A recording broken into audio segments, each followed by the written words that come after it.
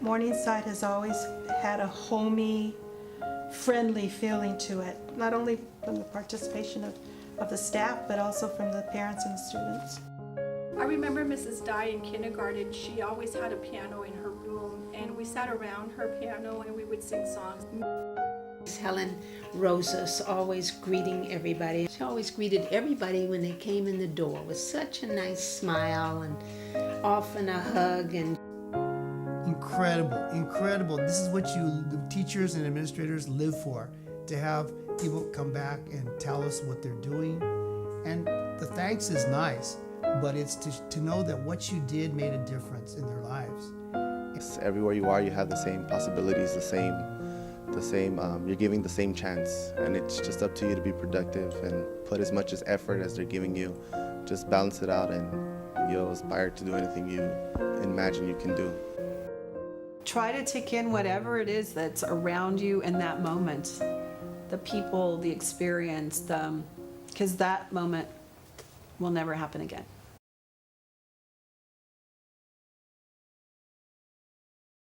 As coordinator, I put on a few Cinco de Mayo fiestas that were a tremendous undertaking.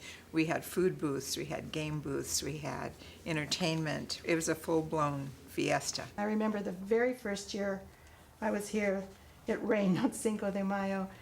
And everyone's coming to me and saying, what are we going to do? What are we going to do? I said, well, we're going to move inside. And so we had to do a real quick shift and move the music program inside the auditorium. So we picked up whatever we could and we went into the hallway, we went into the library, we went into the auditorium, we went into the main hall, we went any place we could find that was indoors. We did the carnival part in the big cafeteria inside, and did all the food stuff in the hallways, and so we managed. It was an unbelievable thing. During Christmas time, we would always have a big tall tree in front of the auditorium. And I would get one donated that was floor to ceiling and put it between the two auditorium doors right in the center there. And obviously, if I recall, I was in second grade with Mrs. Brendel. And every class made an ornament of some kind. And then on schedule, they brought their ornaments to the tree, and they could hang some with lower, but we were so short, or we weren't able to be tall enough to put our ornaments. I did the ladder work on it. So he would stand next to the Christmas tree and he would help us put our ornaments on the Christmas tree. And when we got finished, we had an ornament for every child on that holiday tree or Christmas tree that they could enjoy. It was really a thing of beauty. And that was very nice to see him being there and enjoying that moment that we were putting ornaments on this big Christmas tree. And this was every year. We did a May dance. Every class was a different flower. The mothers made costumes out of crepe paper. They built a stage out behind the new building, which is now a newer building because the new building went down in the 71 earthquake. Right outside of that, everybody did dances. They were all flowers. And I was the announcer for all of it. There was no PA system at all. And they said, remember, that last person out there needs to hear you. So for about 3 days afterwards, I had no voice, but they said I did a really good job. And I was I was glad that I could do that. The one that stands out, the one that was big every year, was a show that was called Putting on the Hits. It was basically a talent show from the students. You got to see your friends perform the latest cool song, a Michael Jackson song, and lip sing it and do the dance moves, and that was big every year. There was definitely parents and teachers there, but 90% of that crowd in the auditorium was all kids. And I remember it was so popular that there was even kids that didn't even come to the school, that they would show up that day just to go to that show. Yeah? Yeah, they sneak into the auditorium somehow, yeah. I remember Mr. Visser, gosh, you couldn't get away with it today, but we had a squirrely little kid in our classroom, and if he would act up, teacher would pick him up and hang him by his shirt collar on a coat rack. Well, in the cloakroom. In the cloakroom. Fernando Valenzuela from the Dodgers came. Now, that was in his prime, and he was He was the man for the Dodgers. Someone got him here at the school somehow. Arranged to have him come to school to talk to the kids. I don't know how the word got out because I was told, don't tell anybody. I just want to talk to the children. So he came here.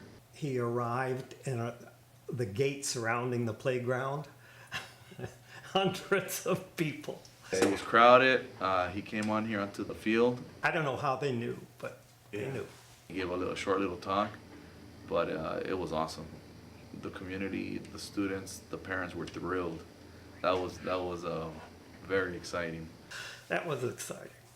The only thing I can think that was really something is the year that the Lindbergh baby kidnapped. I'll never forget that. I was little, but we'd never heard of a kidnapping before.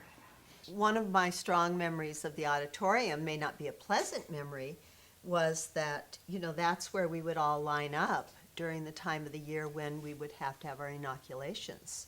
Smallpox and, no, you had measles. There was no inoculation for measles. During second grade, I had chickenpox, the hard measles, the bad ones, rubella, mumps. Standing in line in that auditorium, I can remember it so distinctly. They have a stand, probably boys and girls, and you'd get your inoculation for smallpox. Just before summer, you would get the polio inoculation. Yeah, but the schools were also a place where the whole families could come. Mm-hmm. It was just a way in which they were doing public health. When I first started there, they had this wonderful cafeteria manager. I think her name was Jo Sample, and she used to make all these wonderful desserts just for the teachers. One of the cafeteria workers, Betty, I can't remember her name, but it was Betty, in charge of the cafeteria. And she made the best buttermilk pie, chess pie. It was great. Buttermilk pie and bread pudding. Oh, it was so nice. And I remember also the cookies. He'd make peanut butter cookies. And I probably gained 10 pounds that year because I had a cookie in the morning and a cookie at break and a cookie at lunch, and so I had to cut back on the cookies. But the food, the extras, the little extra things were always good.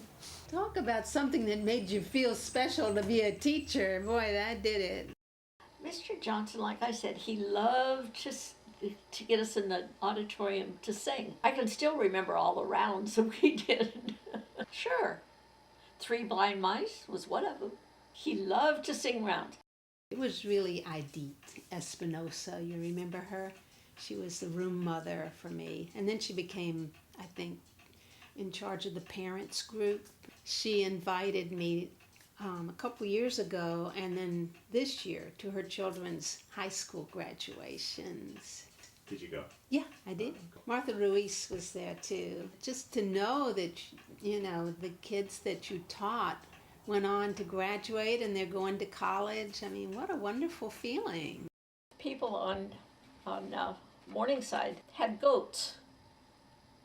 So we kids would line up on the fence hoping that the goats would eat a tin can, because we had heard that goats eat tin cans. But we'd throw anything that we had from our lunch over there to those goats. Morningside School is San Fernando.